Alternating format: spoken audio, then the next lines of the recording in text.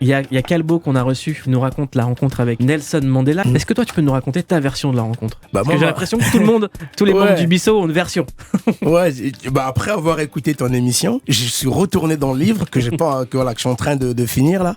Et écoute, les Mandela, c'est juste, déjà quand on y est, on a mis des costumes pour l'occasion et des mecs de quartier qui mettent un petit costume avec une cravate.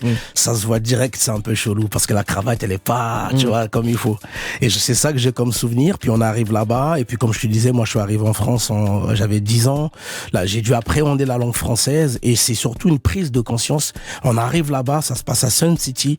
On a ce mec grand qui est emblématique, quoi, tu vois. Et puis moi je me souviens lui avoir dit voilà, je viens de très loin, ma mère elle est partie très loin et c'est parce que j'ai la passion de l'écriture, je me retrouve là devant vous, je suis honoré. Il a juste esquissé un sourire et tu vois, c'est juste ça que j'ai gardé. Et suite à ça, Mouloud, en revenant dans mon quartier, j'ai pris conscience de l'importance de l'acte d'écrire. C'est après ce séjour-là en Afrique du Sud, et je commençais à observer mon quartier, à voir en fait qu'il y a des choses que nous faisions déjà naturellement, organiser des tournois de foot avec nos petits, sans spécialement avoir des diplômes d'animateur ni quoi que ce soit. Et moi, j'ai voulu commencer à transmettre après ce séjour-là. J'aimerais qu'on écoute un de tes camarades, Oxmo Puccino, qui parle de l'écriture et de son pouvoir. Vraiment une vision de l'écriture qui est assez mystique. C'est-à-dire ? Pour moi, c'est un pouvoir magique, l'écriture. C'est-à-dire qu'avec un bon texte, vous pouvez changer beaucoup de gens. Vous pouvez changer le monde, vous pouvez causer une guerre avec un mauvais texte, avec une bévue, avec une incompréhension. Quand je vois les retours que j'ai sur des textes que j'ai écrits il y a des années, pour moi, c'est assez magique, parce que le seul but, c'était de les écrire pour en garder une trace, de trouver des solutions qui peuvent m'aider moi, divertir les autres, dans le meilleur des cas, mais pas plus. Oxmo Puccino, des propos recueillis par Anthony Chélan pour Click. Est-ce que tu corrobores, Mystique ? Totalement. C'est un honneur. C'est quelque chose qui peut, là où je suis d'accord avec lui, qui peut changer. Tu vois, quelque chose qui peut changer quelqu'un. Et puis, Oxmo, en tout cas, c'est vraiment le digne héritier des grands poètes, quelqu'un qui a fait beaucoup pour notre culture, qui fait beaucoup pour notre culture. Et encore, dans une de tes émissions dernièrement, du haut de mes presque 44 ans, Oxmo m'a permis de comprendre certaines choses. Il a fait je sais pas comment, son intervention là, un texte sur l'art de refuser. Ouais. Il est magnifique. Super texte. Voilà, vraiment, vraiment, j'encourage tout le monde à aller écouter ce texte d'Oxmo chez Click, où il parle de l'art de refuser. Les mots justes, la pertinence et surtout la résonance dans nos vies. Donc voilà, il est bien placé pour parler du pouvoir de l'écriture. Et toi, est-ce qu'il y a des moments de ta vie où tu penses que tu aurais dû savoir dire non ? Oui, énormément. Moi, j'ai un cœur un peu spécial. Et énormément. Et mais voilà, écoute, on ne se refait pas, donc du coup on apprend, on tombe, on se relève et on apprend mais en même temps c'est ce qui aussi construit, c'est aussi ce qui me permet aujourd'hui, alors que je ne suis pas en activité rapologique, il y a énormément de gens qui reconnaissent mon apport, il y a énormément de gens qui font un témoignage positif de mon parcours, par rapport aux actes que j'ai posés, par rapport à cette ligne justement, cette justesse, cette pertinence, cette espèce de rectitude en tout cas dans l'écriture, tu vois, et de sincérité, c'est le mot qui revient souvent. Tu fais partie des rares artistes où en fonction du texte que tu poses, on peut savoir comment ça va dans ta vie. Souvent, les moments où t'es le plus chaud, on se dit oh là là, ça va pas fort. Non, mais c'est exactement ça. C'est exactement ça. Et à quoi ça tient ça en fait ? Ça tient, je pense, à la connaissance de soi. Quand on se connaît, en réalité, on n'a pas besoin d'en faire trop. Il suffit d'être radicalement soi, en fait. Tu vois, le fruit défendu dont on parlait, il sort en 2000. Et en 2000, tu te souviens, le rap, l'odeur, le parfum qu'il avait. J'arrive avec un texte comme ça, avec c'est courageux. Autant que c'est courageux de prendre la parole, de livrer le cœur. C'est pas un acte facile, tu vois. Donc voilà, la sincérité, ça vient de mon éducation. Ça vient de ma maman qui m'a toujours dit, en fait, de dire ce que je pense. Tant que c'est dit avec les bons mots, tant que c'est dit avec respect et que c'est pas pour mettre l'autre mal à l'aise, livre ton cœur. Il y a une autre facette de Mystique, c'est une facette plus agressive, plus street, plus dure. Et j'ai toujours voulu t'interroger sur un moment où je me suis dit, qu'est-ce qui traverse dans sa vie à ce moment-là pour être dans cet état-là de colère. C'était sur le morceau Soit Hardcore Remix de Stomy Bugsy. Où t'avais une voix d'outre-tombe, venue de nulle part. Ah, tu me donnes une belle opportunité là. Et tu sais très bien de quoi je vais te parler. Ah, je pense savoir de monsieur Bruno Bozir, que tu insultes dans ce morceau, et je me suis dit, ça ressemble pas à Mystique. Waouh. Eh, t'es incroyable. Tu sais quoi? Pour les gens qui nous écoutent, alors, Stomy Bugsy, j'ai un peu de temps. Ouais, t'as du temps, ouais. Stomy Bugsy sort un morceau qui s'appelle Hardcore.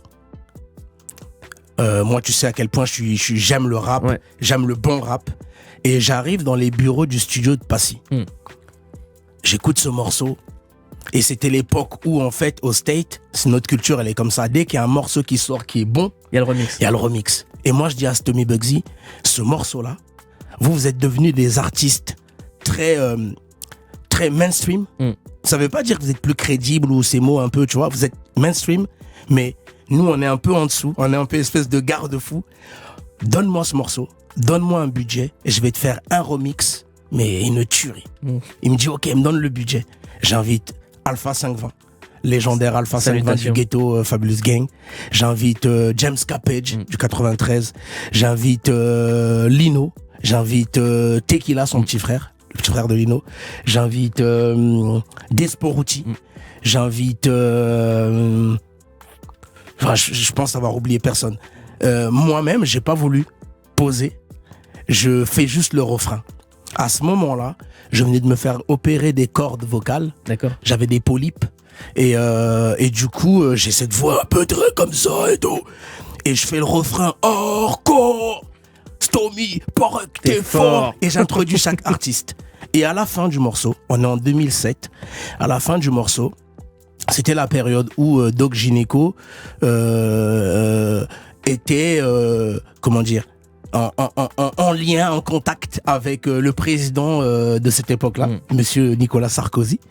Et du coup, on avait reçu un peu cette situation-là comme une espèce de trahison. Et du coup, à la fin du morceau, quand je parle, je vais dire... j'ai pas envie de le répéter là pour ne vraiment pas gêner les gens qui nous écoutent, et puis surtout c'est pas beau et c'est quelque chose que je regrette, et je l'insulte, Bruno Bozir, donc connu sous le nom de Doc Gynéco. Donc c'est la jeunesse et c'est l'époque et tout, voilà, tu nous as trahis, le rap que nous on fait, il a rien à voir avec le rap des gens comme toi qui trahissent entre guillemets le code. Figure-toi, Mouloud, c'est très sincère, c'est vraiment énorme ce que tu me fais, tu m'offres là comme occasion. Il y a un an, sur mon Instagram, je reçois un message privé d'un mec qui m'envoie ce morceau-là. Il me dit, wow, je me souviens, Mystique, ce morceau, il était lourd, frère. Ah ouais, gros, ça, c'est le rap qu'on aime. Or, depuis ça, moi, j'ai eu le temps d'évoluer dans ma vie, de traverser tous les mois possibles pour enfin me trouver. Je regarde ce message et je montre à mon épouse. Je dis, tu connais pas cette histoire. Je lui raconte l'histoire. Je lui dis, waouh, j'ai honte. J'appelle Stomy. Je dis à Stomy, envoie-moi le numéro de Bruno. J'aimerais lui demander pardon. Parce qu'il y a quelques années, je l'avais insulté. Stomy me dit, mais t'es un ouf, Mystique. Ça s'est passé en 2007, on est en 2021. Je dis, frère, j'aimerais, si demain je dois fermer mes yeux, j'aimerais pouvoir dire à ce monsieur pardon. Stomy me donne son numéro. J'appelle. Et ça répond pas. Ça sonne. J'ai dû l'appeler une 30aine de fois. Et il y a à peine une semaine, il y a quelqu'un d'autre qui m'a reparlé de Doc Gynéco. Du coup, merci de me poser cette question. J'espère que quelqu'un lui fera passer ce message. Bruno, on n'est pas amis. On a dû se croiser une ou deux fois parce que nous étions tous les deux proches. Du coup, toi Sectora et moi proches Sectora par rapport à Bisso Nabisso. Je te demande pardon. J'ai sali par ma bouche, j'ai sali le nom de ta famille, au-delà de ta personne. Donc pour toutes les personnes qui écouteront ce morceau, écoutez ce morceau en ayant conscience qu'aujourd'hui, Mouloud Achour m'a donné la possibilité de dire pardon à Doc Gynéco. Pourquoi tu t'es à lui dire pardon ? Parce que je pense que le pardon, c'est un cadeau qu'on se fait déjà à soi-même. Et puis surtout, je pense aussi que grandir, c'est prendre conscience à un moment donné que les choses ne sont pas monolithiques comme ça. Et qu'il y a une vision du rap et qu'on ait plusieurs sensibilités traversées par cette musique et on peut la faire de la manière qu'on veut. En réalité, Doc Gynéco a beaucoup apporté pour le rap français. L'acte qu'il va poser, cet acte politique que lui pose à ce moment-là, en réalité, je prends conscience, moi, en grandissant, en fait, c'est sa liberté. Et sa liberté, elle est sacrée. Et c'est son droit. Les incointances qu'il pouvait avoir avec le président de l'époque sont les siennes. Et moi, j'ai regardé cette situation-là à partir du milieu de l'écosystème rap et j'ai apposé sur lui un avis. Moi, j'ai aussi posé des avis politiques, même si je fais pas de la politique politicienne, tout au long de mon parcours artistique. Personne m'a insulté. Il y aurait pu avoir des gens qui pensaient peut-être le contraire de ce que j'ai pu poser, comme tu as parlé tout à l'heure des 11 minutes 30 contre les lois racistes, tu as parlé tout à l'heure on aurait pu parler aussi des 16 minutes 30 contre la censure, de la sédition. J'ai émis des avis politiques.